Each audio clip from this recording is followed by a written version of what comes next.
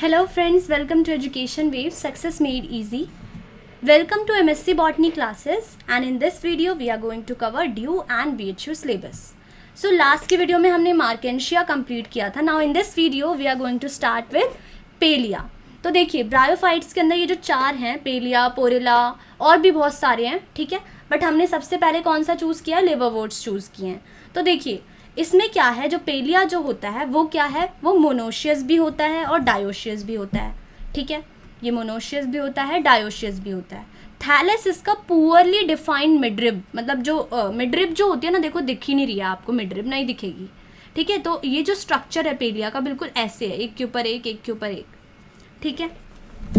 तो पेलिया के अंदर मिडरिब नहीं दिखती. और क्या होता है इसके अंदर, हमारे पास it has smooth walled rhizoids only. तो देखो सबसे इम्पॉर्टेंट जो बार बार क्वेश्चन मैंने भी देखा, BHU में देखा था कि कौन सी ऐसी ब्रायोफाइट की जो स्पीशीज़ है जिसके अंदर सिर्फ स्मूथ वॉल्ड राइजॉइड्स देखने को मिलते हैं. तो वो कौन सी स्पीशीज़ है, पेलिया. तो पेलिया के अंदर ट्यूबरक्यूलेटेड राइजॉइड्स आर एब्सेंट, ठीक है. तो इसके अंदर सिर्फ जो राइजॉइड्स होंगे उनके अंदर ऐसे बिल्कुल सिंपल होता है. और राइजॉइड्स जो ट्यूबरक्यूलेटेड होते हैं उनके अंदर क्या होता है, ऐसे पैग लाइक इनग्रोथ्स हो रखी होती हैं. तो पैग लाइक इनग्रोथ्स वाले जो राइजॉइड्स हैं वो एब्सेंट हैं पेलिया के अंदर. आपको बार बार बोल देती हूँ, smooth walled rhizoids only present in Pellia and tuberculated rhizoids are absent.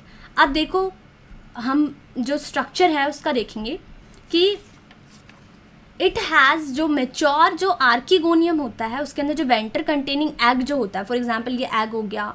फिर ये जो होती है लंबी सी इसकी जो स्टॉक जा रही होती है जिसके अंदर ऐसे नेक सेल्स होते हैं, ठीक है, रिप्रोडक्शन से. तो ये पूरी वेंटर जो होती है, वेंटर कैनाल सेल्स, बीच में वेंटर कैनाल सेल्स और फिर ये जो नेक कैनाल जो होती है सेल्स. तो 4 to 6 नेक कैनाल सेल्स होते हैं, ये भी पूछा गया था. तो tuberculated absent, 4 to 6 neck canals. Suspensor और कॉलमेला जो होता है इसके पास सस्पेंसर प्रेजेंट होते हैं, ठीक है. इट हैज़ सस्पेंसर्स प्रेजेंट, ठीक है. तो सस्पेंसर ऑब्वियसली क्या करता है, वही जो ग्रो करता है अंदर की साइड को, ठीक है. तो कॉलमेला जो होता है इज एब्सेंट. तो पेलिया के अंदर जो होता है हमारा कॉलमेला वो प्रेजेंट नहीं होता, ठीक है. Now sporophyte is covered by involucre. तो इन्वोल्यूकर को मैंने आपको बताया था, ठीक है. पेरिकाइटियम को इन्वोल्यूकर भी बोलते हैं. नाउ सी, अभी मैंने आपको बताया जो कॉलमेला है वो एब्सेंट है. कॉलमेला करता क्या है भाई कि जो स्पोर्स होते हैं, स्पोर्स जो होते हैं उन्हें न्यूट्रिशन चाहिए होता है, ठीक है. तो न्यूट्रिशन एक्सचेंज होता है स्पोर्स के बीच में.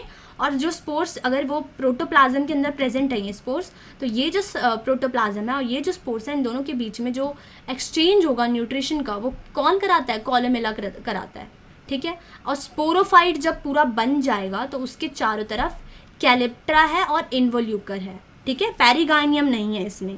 पेरिगाइनियम 3 जो लेयर्स थी वो मार्केंशिया में थी, इसके अंदर सिर्फ इन्वोल्यूकर है और कैलिप्ट्रा है. Each sporophyte has a distinct foot, सीटा, ग्लोबुलस, कैप्सूल भी है, तीनों चीज़ें हैं.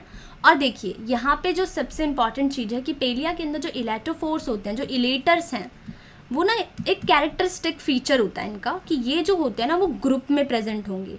तो फॉर एग्जांपल ये इलेटर है, ये भी इलेटर है, ये ग्रुप में प्रेजेंट होते हैं at the base of the each capsule.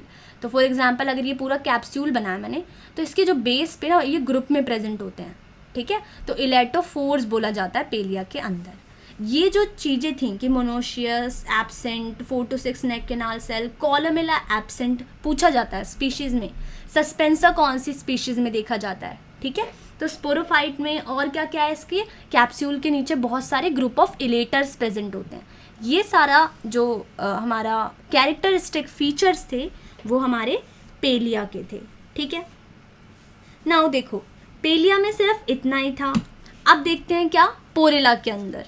तो यहाँ पे देखिए सबसे ज़्यादा जो इसका जो इक्वेशन आता है कि एम्फीगैस्ट्रिया ना, इसकी लीव्स जो होती हैं, देखो जो हमारा पोरेला होता है वो ऐसा दिखता है, ये देखो एम्फीगैस्ट्रिया यहाँ पे. तो जैसे ये पूरी एक स्टॉक जैसा होगा, पूरा जो स्ट्रक्चर होगा ऐसे करके.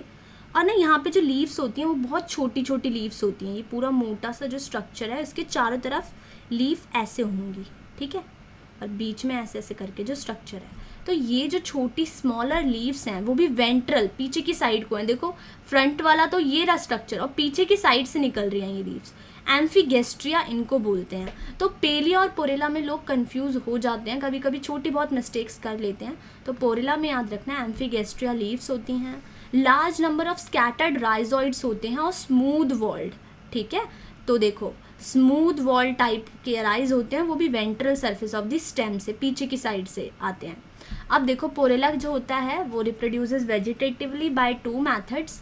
तो पोरेला के पास ना बहुत ज़्यादा रीजनरेशन पावर होती है, मतलब कि अगर आप इवन ड्राइड जो स्पेसिमेंस आपने जो ड्राई करके स्पेसिमेंस भी रखे होंगे ना, उनके पास भी अगर उनको आप थोड़ा सा भी वाटर या मॉइस्चर प्रोवाइड कर दो तो उनके भी अंदर जो ग्रोथ होती है वो रिज्यूम हो जाती है। ठीक है, तो पोरेला जो है it has a great power of regeneration and even dried specimen resumes growth on being moisture. ठीक है, तो मॉइस्चर जहाँ इनको मिला ये रीजनरेशन शो करने लग जाते हैं। ठीक है, और गैमे की हेल्प से, तो वही जो मल्टी सेलुलर गैमे होते हैं produced on the lower surface of the leaves. Now see Porella के अंदर जो रिप्रोडक्शन है वो देखो, सबसे पहली बात डायोशियस होते हैं, मतलब डायोशियस मतलब अलग अलग। तो इनके पास भी वही मार्केंशिया की तरफ अलग अलग गैमेटोफोर्स पे प्रेजेंट होंगे। मेल गैमीट्स जो होते हैं वो स्मॉलर होते हैं in comparison to female gametophyte. Now mature antheridium जो है उसके पास एक जैकेट होता है। इट कंटेन्स, वही जैसे हमने मार्केंशिया में देखा था कि पूरा जैकेट होगा, अंदर एंड्रोसाइट मदर सेल होती है जो कि बायफ्लैजिलेटेड हमारे स्पर्म्स फॉर्म करती है। ठीक है, ये फॉर एग्जांपल स्पर्म है और ये बायफ्लैजिलेटेड, तो ये होता है हमारा एंड्रोसाइट। ठीक है, तो एंथ्रोजॉइड्स बनाए। नाउ आर्किगोनियम में क्या होता है, वही नेक, ये हमारा पूरा एग होगा जिसके बीच में ये हमारी वेंटर केनाल। ठीक है, और इसी के अंदर हमारा क्या होता है नेक केनाल सेल्स। तो ये है 6 to 8 नेक केनाल सेल्स होते हैं इसके अंदर। ठीक है, अब देखो इसके अंदर 6 to 8 नेक केनाल सेल्स हमने पढ़ लिया। फुट सीटा कैप्सूल इसमें भी प्रेजेंट है। इसके अंदर भी जो यंग स्पोरोफाइट होता है उसको कवर कर रहा होता है 3 चीज़ों ने, पेरियांथ, कैलिप्ट्रा, इन्वोल्यूकर, जिसे हम काइटियम भी बोलते हैं। ये हमारा ब्रायोफाइट का पोरेला था। ठीक है, तो पोरेला के जितनी भी इंपॉर्टेंट चीज़ें थी फिर से बता देती हूँ। एम्फीगैस्ट्रिया, स्मूथ वॉल टाइप राइजॉइड्स होते हैं, रीजनरेशन पावर इनकी बहुत अच्छी होती है। गैमा जो होते हैं discoid multi cellular gemma as lower surface पे नहीं, ये इंपॉर्टेंट नहीं है ना। रिप्रोडक्शन में क्या होता है, रिप्रोडक्शन में वही कि फुट सीटा कैप्सूल दोनों हैं और 3 इसकी लेयर्स होती हैं। तीनों लेयर्स का नाम है कैलिप्ट्रा, पेरियान, ठीक है, एंड इन्वोल्यूकर। ठीक है, नाउ सी यहाँ पे क्या होता है, जो हमारा फॉर एग्जाम्पल ये जो स्ट्रक्चर है, एक मिनट,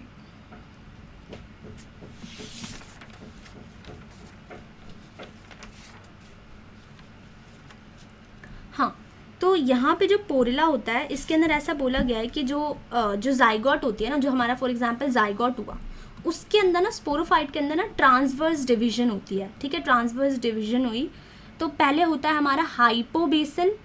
यहाँ पे ये चीज़ें इंपॉर्टेंट है क्योंकि ऐसा बोला है कि पोरेला के अंदर ना हाइपोबेसल और क्या है